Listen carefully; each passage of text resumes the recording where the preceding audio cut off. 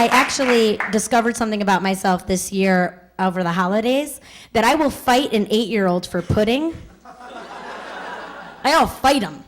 There was one pudding cup left at our Christmas Eve event. This 8-year-old doesn't have a job. I have a job.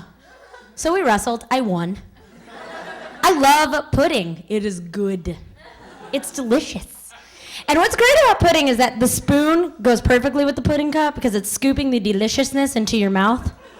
You know what I mean? But there's a point when that spoon stops doing its job and there's still pudding in the cup. Do you know what I'm saying? And you'll scrape for days.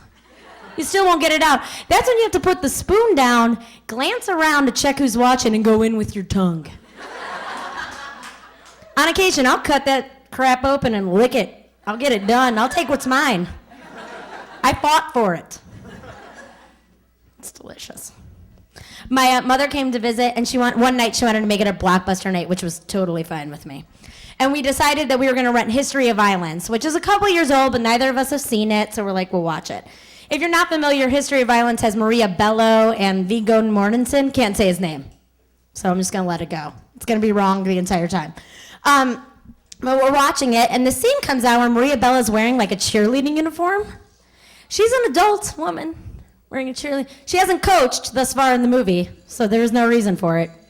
So she flashes Viggo Mortensen, and there's nothing covering her lady. And I think to myself, this is going to be bad. Like an explicit sex scene's about to take place. I just want to be clear, my mother and I have made a special effort to act as if sex doesn't exist. I don't even know if that chick has a do you know what I mean? Like, we don't talk about it. So, of course, Viggo Mortensen goes up to her, flips her into a 6'9". Right in front of me and my mom. Right on the thing there. So at this point, I'm starting to sweat a little bit because it's getting really uncomfortable. We're not making eye contact, and neither of us are watching the movie at this point. And I'm thinking, should I go to the bathroom, or is it obvious I just want to get the hell out of here? And then she's like, this kettle corn is sweet. Like, we're making anything up to not make it awkward. So finally, the scene changes, and she's looking at me, and you know when someone looks at you and you know they're going to say something? And I'm like, don't say anything. Like, we just got through this.